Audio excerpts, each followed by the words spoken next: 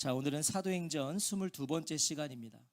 지난 시간에 우리는 예수님으로 인해 옥에 갇히고 매질을 당했던 사도들을 봤어요. 예수님 때문에 갇혔고 두드려 맞았습니다. 자, 하지만 사도들의 반응은 일관돼요. 가둬도 할 수 없고 때려도 어쩔 수 없어요. 일관된 반응을 보이는데 그게 42절이었어요. 자, 우리 42절 한 번 더 다시 읽어볼까요? 5장 42절 시작.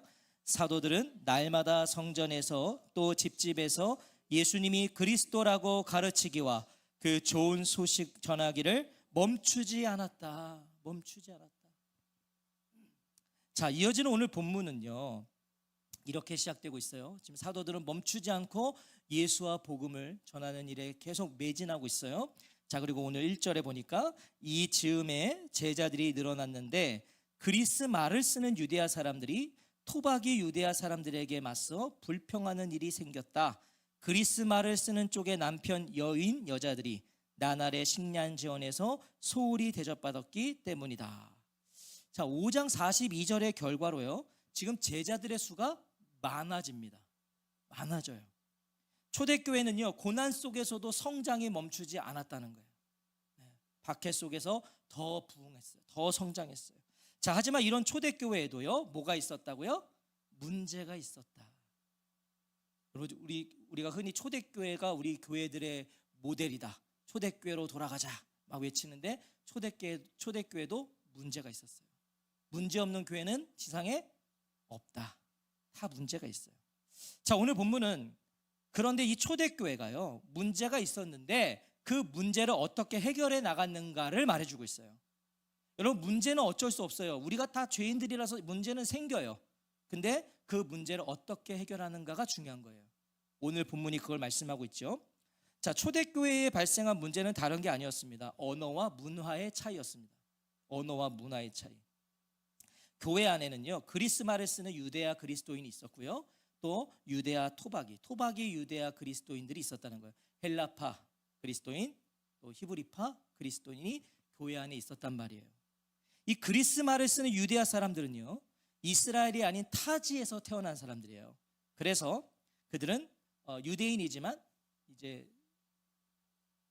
그리스 말을 쓰는 거죠. 타지에서 태어났으니까.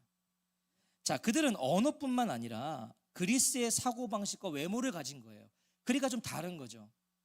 반면에 이 토박이 유대아 사람들은요, 말 그대로 팔레스타인의 아람어, 히브리어를 사용하는 유대주의 문화와 전통을 고수하는 자들이에요. 그러니까 이 사람들은 순수 혈통, 유대인. 자, 양쪽 모두 유대인이지만요, 언어와 문화와 사고가 다른 거예요. 우리가 한국 사람이라도 미국에서 태어난 사람은 달라요. 그렇잖아요. 그러니까 그런 어떤 차이가 생기기 시작한 거죠.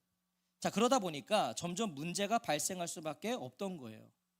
주로 사용하는 언어도 달랐고 생각도 다르고 사고방식도 다르니까.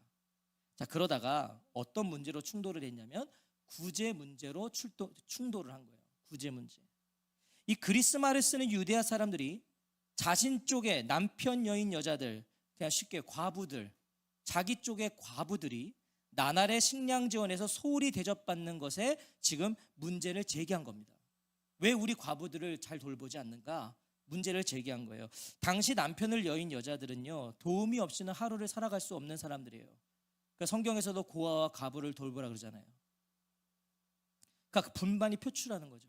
자꾸 이 그리스 말을 쓰는 과부들이 구제에서 자꾸 이렇게 소외되니까.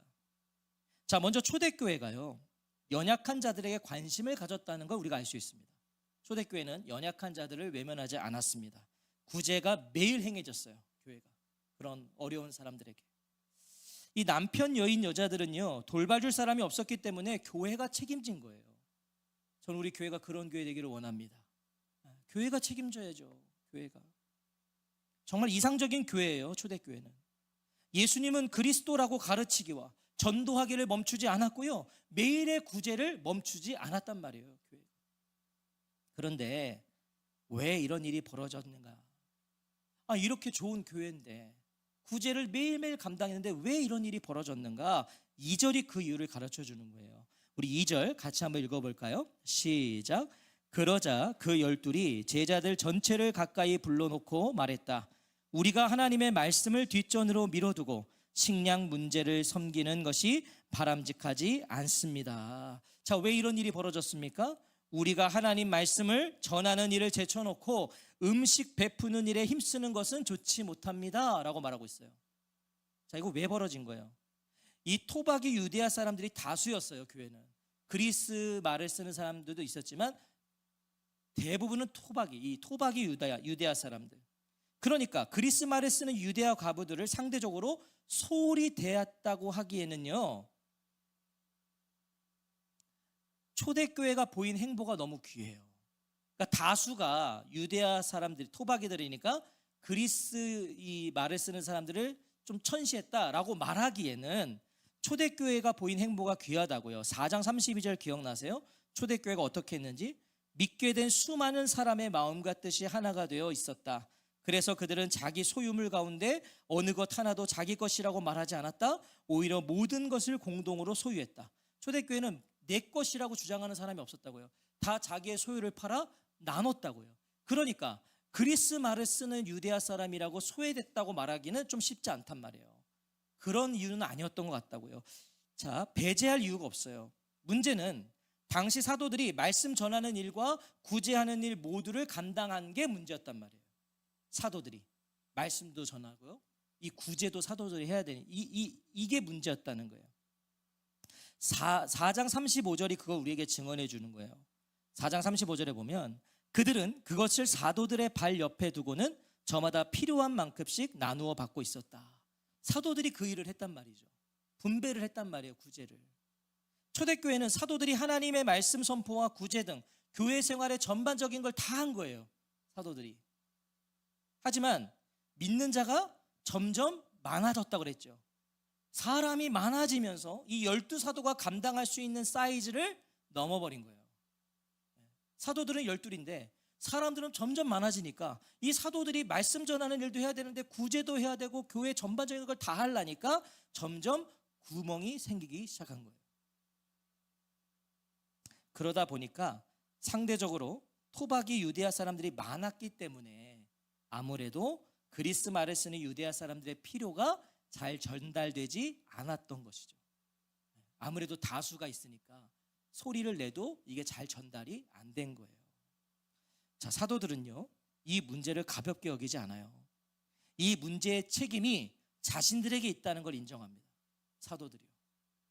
자기들에게 있다. 이제 더 이상 자신들이 감당해서는 안 된다는 걸 확신한 거예요. 사도들이. 이제 우리가 이걸 하면 안 되는구나. 자, 2절에 보세요. 우리가 하나님의 말씀을 뒷전으로 미뤄두고 식량 문제를 섬기는 것이 바람직하지 않습니다. 사도들이 한 말이에요. 사도들의 우선순위는 하나님의 말씀을 전하고 하나님의 말씀을 가르치는 것이에요. 사도들은 그것에 집중해야 돼요. 그것에 힘써 왔어요. 하지만 성도가 많아질수록 구제와 같은 일들에 많은 시간을 할애하기 시작한 거예요. 말씀 준비하고 말씀을 가르쳐야 되는데 사람이 많으니까 구제 대상도 얼마나 많아졌겠어요. 그러니까 사도들이 거기에 또 막 정신을 팔다 보니까 이렇게 문제가 생긴 거죠. 상대적으로 이전보다 하나님의 말씀에 집중하는 시간이 줄어든 거예요. 사도들이. 그래서 그리스 말을 쓰는 과부들에 대한 구제 문제가 터졌을 때 문제의 본질을 정확히 알았던 거예요. 이것은 지금 우선순위의 문제가 생기고 있다. 더 이상 자신들이 모든 것을 감당할 수 없다는 걸 이제 공론화하는 거예요. 교회에다가. 이거 이제 우리가 하면 안 됩니다. 공론화예요. 하지만 우리가 여기서 오해하면 안 되는 게 있어요. 이 말씀을 전하는 일이요, 구제보다 더 중요하다거나 구제가 말씀보다 덜 중요하다는 게 아니에요. 이게 사도들이 말씀 전하는 게 훨씬 중요하니까 구제하는 일은 이제 우리가 안 할게, 이런 의미가 아니란 말이죠. 기능과 역할의 차이가 있는 거예요. 이제 기능과 역할. 사도들의 기능과 역할은 말씀을 전하는 것이에요. 거기에 더 무게가 있어야 되는 거예요. 사도들은. 원어로 보면 사도들은 지금 말씀 사역이라고 합니다. 자신들이 말씀을 전하는 걸 말씀 사역이라고 하고요. 구제도 사도들이 원어로 보면 뭐라 하냐면 구제 사역이라고 합니다. 다 사역이라는 거예요. 다. 하나님의 말씀을 전하고 가르치는 것도 사역이고 구제하는 것도 사역이에요. 똑같은 거예요. 중요한 거예요. 각자의 부르심으로 주님의 몸된 교회를 섬기는 사역에 임하는 거예요. 사도들은 더 자기들이 우선순위 된 것에 임하는 거고, 그런 것들을 말하고 있는 거죠. 제가 우리 가족들에게, 우리 삶이 되는 가족들에게 누누이 말씀드리는 게 있어요. 우리 교회 등록하시거나 이렇게 제가 기회가 있을 때마다 말씀드리는 게 뭐냐면, 교회는 목사의 교회도 성도의 교회도 아니다.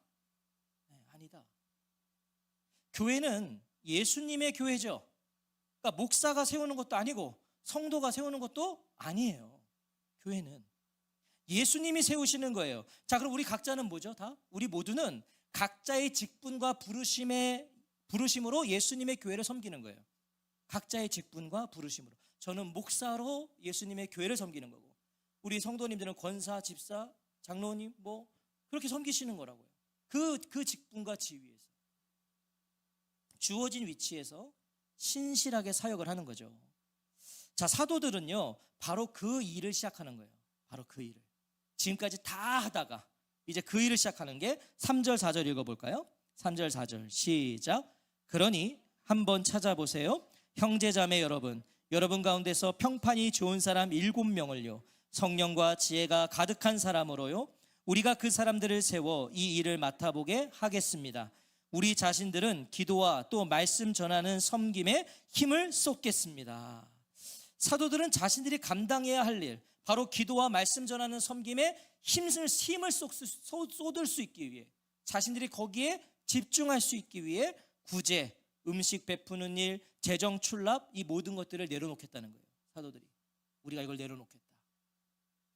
자신들에게는 그 일보다 더 우선된 일이 있기 때문이죠. 자, 이제 구제를 담당할 사람을 찾아보라고 해요. 사도들이 찾아봐라. 사도들이 찾지 않아요. 자신들이 찾지 않았다는 거예요. 성도들에게 찾으라고 해요. 자, 그 대신 명확한 기준을 주죠. 왜 7명인지는 우리가 알 수 없어요. 정확히는 왜 7명이었을까는 정확히 알 수 없지만, 아마도 당시 초대교회의 상황에 7명의 사역자가 세우는 게 적당했던 것 같아요. 한 7명이면 될 것 같은 거예요. 그 당시에 사도들의 기준은 분명하죠. 성령과 지혜가 가득한 사람. 누구나 주의 일을 할 수 있어요. 누구나 할 수 있지만 아무나 하는 것은 아니라는 것을 가르쳐 주는 거예요. 아무나 하는 것은 아니다. 성령과 지혜가 가득해야 됩니다. 성령과 지혜가 가득해야 된다. 왜요? 여러분, 교회의 일꾼을 세우는데 왜 성령과 지혜가 가득해야 되죠? 하나님의 일을 해야 되니까요. 하나님의 사역을 해야 되니까요. 성령과 지혜가 가득한 것은 뭘까요? 내적 조건입니다. 이것은 내적 조건이에요. 성령과 지혜가 가득한 거예요. 평판이 좋은 사람이라는 외적 조건은 이 내적 조건에 의한 것이어야 돼요. 성령과 지혜가 충만하지 않은데 외적으로 평판이 좋을 수 있어요. 왜? 사람들의 인기를 끌 수는 있죠. 아니요, 성경에서 말하는 건 그 평판이 좋은 그 근원은 성령과 지혜가 충만해야 돼요. 거기서 와야 된다는 거예요. 성령님을 따라가는 삶의 방식을 지닌 성숙하고 건강한 그리스도인으로 사람들의 평판을 받는 사람을 찾으라는 거예요. 좋은 평판을 받는 사람. 사람을 찾을 때 명심하셔야 돼요. 세상적인 칭찬 조건을 지닌 자가 아니어야 돼요. 근데 어느 순간부터 교회는 세상적인 칭찬을 받는 자를 점점 세우려고 해요. 아니요, 영적인 신앙적인 칭찬 조건을 지닌 자를 우리는 찾아야 되는 거예요. 왜요? 우리가 그 사람들을 세워 이 일을 맡아보게 하겠습니다. 하나님의 일, 영적인 일을 감당해야 될 사람이기 때문이죠. 그러니까 일보다 중요한 건 뭐예요? 사람이에요. 사람이 돼야죠. 성령과 지혜가 가득해서 평판이 좋은 사람에게 사역을 맡길 수 있다는 거예요. 사도들의 제안에요, 교회는 기뻐해요. 기뻐해요. 5절을 보세요. 5절 같이 읽어볼까요? 5절 시작. 그 말이 온 군중의 마음에 들었다. 그리하여 그들은 스테판을 선택했다. 그는 믿음과 성령으로 가득한 사람이었다. 또 필립과 브로고로와 니카노르와 티몬과 파르메나와 유대교로 개종한 안티오키아 사람 니콜라우스를 선택했다. 사도들의 제안을 존중해서 기쁨으로 7사람을 선택해요. 성도들이 7사람을 선택합니다. 자, 7사람의 이름은 모두 헬라어입니다. 무슨 의미겠어요? 다 헬라어예요. 지금 여기 7사람이. 자, 모두가 그리스 말을 쓰는 유대인이었다는 거예요. 자, 토박이 유대아 사람들이 다수였고요. 특별히 12사도는 전부 다 토박이 유대아 사람들이에요. 자, 그래서 균형을 맞추기 위해서 교회는 그리스 말을 쓰는 유대인들을 택한 거예요. 균형을 맞추려고.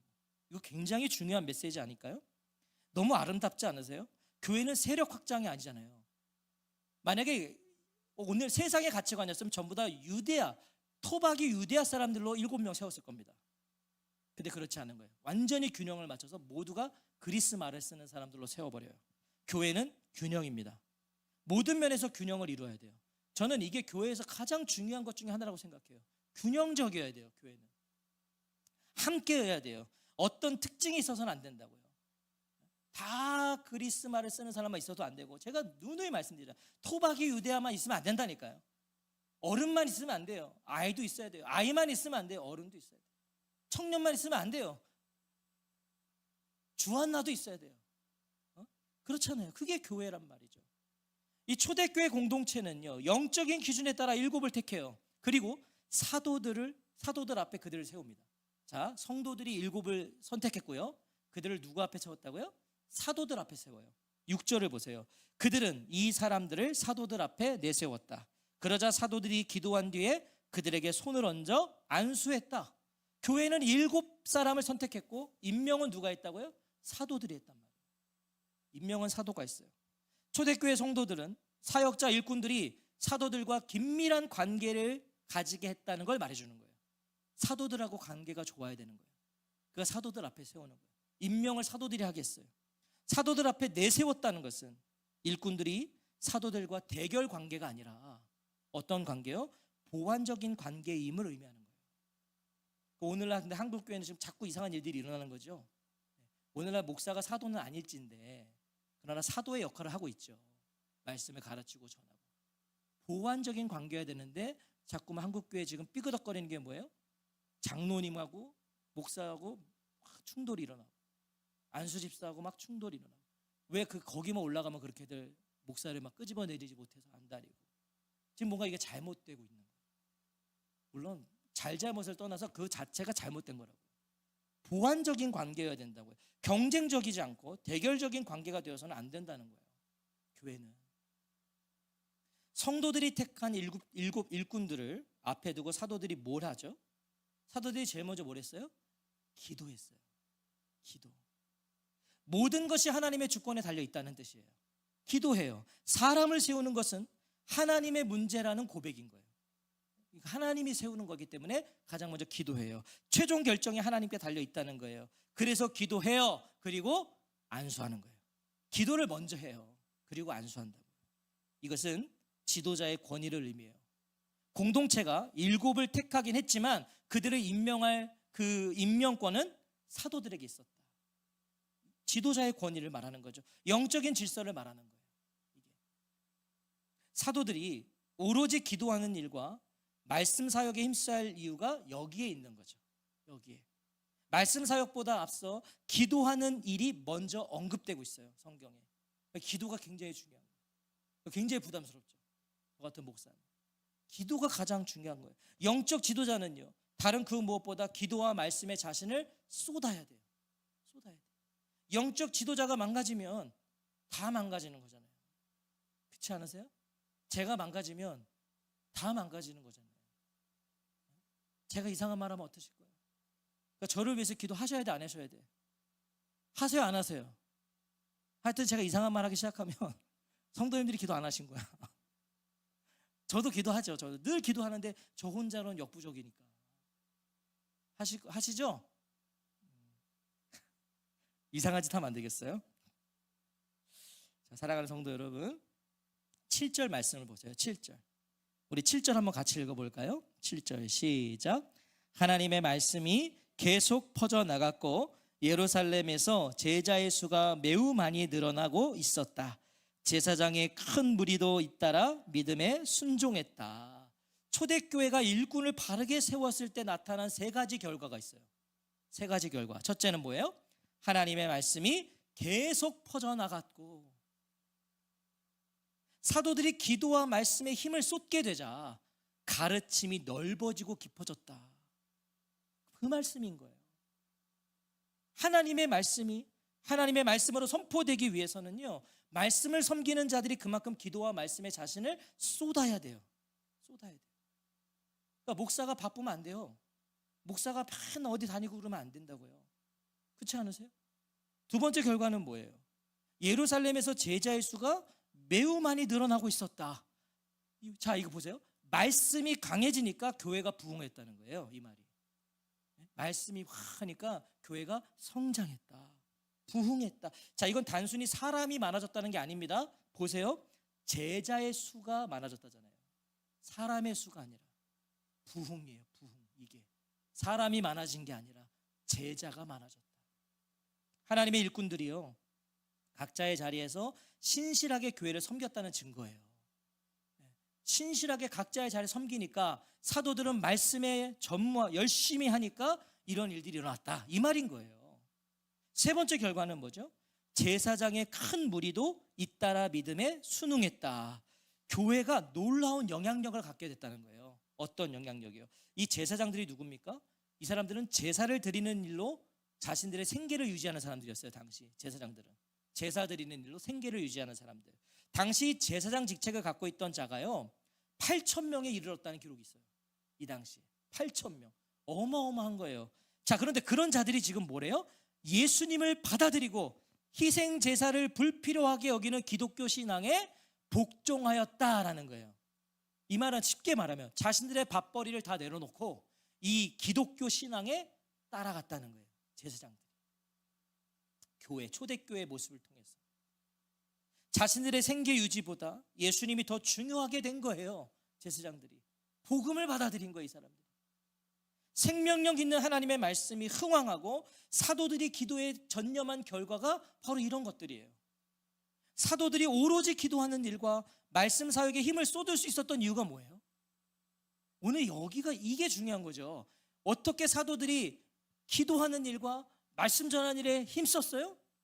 기도와 말씀 외에 사도들이 감당했던 그 모든 귀한 사역들을 누가 감당해줬던 7 일꾼들이 있었기 때문에, 7 사역자들이 있었기 때문에 이런 역사들이 일어났다. 자, 그럼 이건 오늘로 말하면 목사가 혼자 한 거예요? 아니에요. 저는 그래서 하나님께 참 감사한 목사예요. 참 감사한 목사예요. 삶이 되는 교회는요, 교사 사역, 재정 사역, 찬양 사역, 말씀 사역, 선교 사역, 봉사 사역, 이거 다 감당하는 사역자들이 있거든요. 우리 교회는. 그래서 저는 너무 감사한 거죠, 하나님한테. 제가 못하는 거, 제가 놓치는 거 다 해주시는 분들이 있단 말이에요. 그렇게 교회가 지어져 가고 있죠. 지어져 가고 있어요. 이 가운데 더 중요한 사역은 없어요. 더 중요한 사역은 없다고. 여기에 모두가 하나님과 하나님의 백성과 교회를 섬기는 귀한 일이잖아요. 그렇죠? 다 누군가가 섬기니까 우리가 지금 교회가 가고 있는 거잖아요. 이 중에 한 명이라도, 한 분이라도 그 사역을 감당하지 않으면 우리 교회는 벌써 별의별 문제가 다 터졌을 거예요. 이 모든 사역의 기초가 되고 원동력이 되는 말씀 사역을 맡은 목회자는 그래서 더 기도하는 일과 말씀 사역에 힘써야 돼요. 오늘 이 말씀은 굉장히 저를 부담스럽게 하는 말씀이죠. 제가 그 일에 생애를 쏟을 수 있기를 기도해 주십시오. 송 목사는 그거 하는 거예요. 여기서. 그렇잖아요. 제가 성도님들에게 뭘 해줄 수 있겠어요. 저는 성도님들에게 돈을 줄 수도 없고, 저는 그렇게 성도님들을 위해서 몸으로 뛸 수도 없어요. 제가 해드릴 게 없어요. 저는 그저 말씀을 성실히 준비하고 성실히 기도하고 그 일을 하는 거예요. 그리고 지금처럼 우리 성도님들도 그 자리에서 신실해 주십시오. 신실하게 그 자리에 계시는 거예요. 제가 최고의 성도가 뭐라고 그랬어요? 그 자리 지키는 거, 교회가 하자고 거기 있는 거, 그거야. 그게 최고예요. 제가 목회 이제 5년 해보니까, 담임 목회 제일 좋은 성도는 그냥 아무 말 없이 그 자리 지키는 성도예요. 뭐 하자 그러면 하는 성도, 제일 좋아. 제일 김 빠지는 성도는 뭔지 뭐 하자 그러면 안 해. 그게 제일 김 빠지더라고. 솔직히 오늘 솔직히 말하는 거야 진짜. 제일 김 빠져 아주 그냥. 하나님이 맡기신 일에 감사하며 기도하십시오. 감사하셔야 돼요. 맡겨진 자리 감사하세요. 그것이 예수님의 몸된 교회의 걸음입니다. 크게 걸음이에요. 저와 성도님들 모두가 성령과 지혜가 가득한 사람으로 하나님께 남김없이 쓰임받는 사역자가 되시기를 주님의 이름으로 축원합니다. 아멘. 우리는 다 무엇다? 사역자다. 사역자. 사역자에게 중요한 건 뭐예요? 성령과 지혜로 가득하셔야 됩니다. 그것은 어떻게 돼요? 말씀과 기도밖에 없습니다. 오늘 이 밤에 다시 한번 그 결단과 헌신이 일어나시기를 주의 이름으로 축원합니다. 아멘.